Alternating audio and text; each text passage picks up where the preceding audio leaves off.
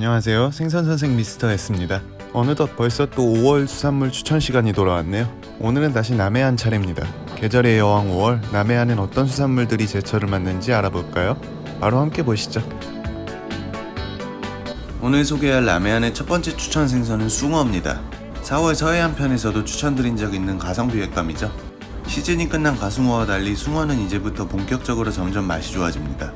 참고로 가숭어와 숭어는 눈동자 색깔만 보면 쉽게 구분할 수 있는데요. 눈이 노랗다면 가숭어, 하얗다면 숭어 되겠습니다. 참 쉽죠? 숭어는 중복 추천하는 생선이니 더 이상의 설명은 생략하겠습니다. 이어서 소개할 생선은 바로 국내 최고의 횟감 중 하나인 돌돔입니다. 줄무늬가 멋진 돌돔은 값이 비싸 쉽게 접하기는 어려운 고급 횟감이죠. 대부분의 생선들이 산란기 직전 제철을 맞듯이 여름에 산란하는 돌돔은 지금이 제철입니다. 더불어 어획량도 늘어나죠. 회서 가격도 지금부터 조금씩 내려가니 돌돔을 벼르고 계시다면 노려볼만 합니다. 이는 강담돔도 마찬가지고요. 호피무늬가 멋진 강담돔은 돌돔과 아주 가까운 사촌인데 맛과 식감도 비슷하죠. 이도 양식으로 많이 유통됩니다. 시세는 돌돔보단 살짝 저렴한 편이고요. 요즘 양식도 시세가 좀 떨어진 것 같은데 좋은 횟감을 찾으시는 분들께는 돌돔과 강담돔도 추천합니다. 괜히 비싼 게 아니네 하실 거예요. 참 이맘땐 이왕이면 최소한 1kg 이상은 되는 게 좋습니다. 큰 건 손바닥만한 새끼들과 맛도 식감도 전혀 다르거든요. 이어서 세 번째 추천드리는 생선은 능성어입니다. 예전 한때 짝퉁 다금발이라는 오명을 썼던 생선이지만 사실 능성어 자체도 상당한 고급 어종이죠. 대부분의 일반적인 횟집이나 시장에선 돌돔 다음이 바로 이 녀석입니다.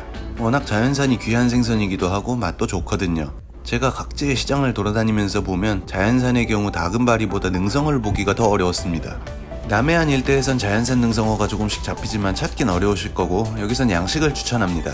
양식 능성어의 경우 최소한 일정 사이즈 이상은 키워서 나오기 때문에 어느 정도 맛도 보장이 되죠. 요즘은 3kg 이상 큰 사이즈까지도 나오고요. 맛은 아무래도 큰 게 낫죠. 탄탄한 식감과 은은한 단맛이 매력으로 쫄깃한 화로에도 좋지만 조금 길게 숙성하여 맛을 끌어올려도 좋은 횟감입니다. 다음 추천드릴 남해안 수산물은 마치 호랑이 같은 무늬가 매력적인 생선이죠. 돌돔보다도 비싼 국내 최고급 어종이기도 한 녀석인데요. 바로 제주도를 비롯한 많은 지역에서 다금바리라고 불리고 있는 자바리입니다. 방금 전에 나온 능성어와 생김새가 비슷하죠. 다만 자바리의 무늬는 능성어처럼 반듯하지 않고 좀 불규칙한 패턴을 나타냅니다. 자바리는 따뜻한 물을 좋아하는 남방계 어종으로 역시 산지는 남해안과 제주도 일대입니다. 그리고 돌돔처럼 여름이 산란기라 지금 시기 맛도 좋고 활성도가 올라가 어획량도 늘어납니다. 하지만 워낙 물량이 적어서 시세는 큰 변동이 없죠. 이런 건 전문점에서 큰 놈을 맛보는 게 최고지만 가격이 좀 사악하죠. 남해안 지방시장에선 1kg 정도 되는 것들을 그나마 저렴하게 판매하는 일이 많습니다. 이런 걸 노려보셔도 좋고 육질의 탄력이 그야말로 넘사벽이니 꼭 한번 드셔보세요. 다음 소개할 추천 생선은 역시 최고급 어종인 북발입니다. 돌돔의 바리과 어종들까지 오늘은 값비싼 횟감들이 죄다 나오네요. 북바리의 경우 남해안 지역, 특히 전남권에서 취업 확률을 꾸준히 하고 있습니다. 그 결과 요새는 어자원이 꽤나 늘었고 전에 비해 유통 물량도 많이 증가했습니다. 주 산지라면 남해에서도 서부 지역인 전남 여수, 고흥 일대가 가장 유명하며 가격도 타 지역보다 저렴합니다. 게다가 제주도에선 양식에도 성공했죠. 1kg 내외의 북바리를 무려 광어값에 맛볼 수 있게 됐죠. 아직은 물량이 적어 도내에서만 소비되는 정도지만 머지않아 내륙에서도 저렴한 가격으로 먹을 수 있게 되길 기대합니다. 북바리는 자바리와 근현종인 만큼 식감이 아주 뛰어난데 살의 단맛은 개인적으로 북바리에 한 표 더 주고 싶네요. 5월 남해안이나 제주도에서 북바리 한번 드셔보시는 건 어떨까요? 남해안 경남지방 사람들이 가장 좋아하는 생선은 뭘까요? 여러 생선들이 있겠지만 아마 이 녀석을 꼽는 사람들이 많을 겁니다. 바로 볼락이요. 이 지역 사람들에게 무척 친숙한 생선인 볼락은 덩치는 작지만 굽거나 탕을 끓여 먹으면 기가 막힌 맛을 냅니다. 회를 떠도 맛있고 심지어 통영 지역에선 김치를 담글 때 이 볼락을 통째로 넣기도 하죠. 지금은 산란을 마친 볼락들이 다시 살을 찌우는 시기죠. 그만큼 먹이 활동도 왕성한 때라 어획량도 늘어나야 하는데 올해는 볼락이 귀하네요. 얼마 전 거제에서 본 것도 엄청 비싸더라고요. 회가 아니라면 저렴한 선어를 사서 구이나 탕으로 드셔보세요. 기름기 뚝뚝 떨어지는 볼락은 마리당 소주 한 병 각입니다. 참, 열기나 황해볼락 등 다른 생선을 볼락이라고 부르는 일도 있지만 지금은 꼭 오리지널 볼락을 맛보셔야 합니다. 이번 추천드릴 생선은 쥐치입니다. 네, 쥐포 만드는 그 쥐고기요. 얘네들은 남해안 일대 어시장에서 사시사철 흔하게 볼 수 있습니다. 쥐치류는 마치 보거처럼 단단한 식감이 매력적인 횟감인데요. 그래서 회도 보거처럼 얇게 썰어야 질기지 않게 즐길 수 있습니다. 조림이나 매운탕을 끓여 먹어도 맛이 좋은 생선이죠. 익혀도 살이 쉬 부스러지지 않고 단단해서 꼭 닭가슴살 같은 식감을 냅니다. 참, 우리나라에서 쥐치라고 부르는 건 크게 쥐치와 말쥐치로 나뉘는데요. 요 녀석이 말쥐치입니다. 그냥 쥐치보다 좀 더 길쭉한 게 꼭 말대가리 같이 생겼죠? 말쥐치도 맛과 식감이 비슷한데 둘 다 연중 맛 변화는 적은 생선입니다. 다만 산란 시기가 조금 빠른 말쥐치는 이제 산란기이자 금어기로 접어들었죠. 물론 양식이 유통되긴 한다만 지금은 이왕이면 오리지널 쥐치가 좀 더 나을 겁니다. 이번 추천 생선은 우리에게 아주 친숙한 멸치입니다. 지금 추천하는 건 흔히 먹는 잡멸치와 달리 아주 굵은 사이즈의 대멸인데요. 산지에선 멸치를 회로도 많이 먹습니다. 신선할 때 먹는 멸치회는 고소하고 달달한 맛이 좋죠. 다만 손질을 잘해야 비린내 없이 제맛을 즐길 수 있습니다. 연탄불에 노릇하게 구워 먹는 것도 좋고 자박자박하게 졸여 먹어도 좋아요. 대표적인 멸치 산지는 부산의 대변항과 남해의 미조항을 꼽을 수 있죠. 둘 다 이맘때는 그야말로 멸치 천국입니다. 이건 지난주에 소개드렸던 대변항의 멸치털이 풍경인데요. 정말 그 양이 어마어마하죠. 수도권의 멸치 요리는 상당히 비쌉니다. 허나 산지에선 더 저렴하고 맛있게 즐길 수 있으니 지금 남해안을 찾는다면 멸치 한번 드셔보셔도 좋겠네요. 지금 서해안에선 알이 꽉 찬 꽃게가 한창이죠. 이는 남해안도 마찬가지입니다. 근데 남해엔 좀 특별한 게가 있죠. 바로 이 까끌까끌하게 생긴 왕밤송이게입니다. 보통 시장에선 대부분 이게 털개라고 불리는데 동해안 털개와는 다른 종으로 남해안 지역에서만 볼 수 있는 종이죠.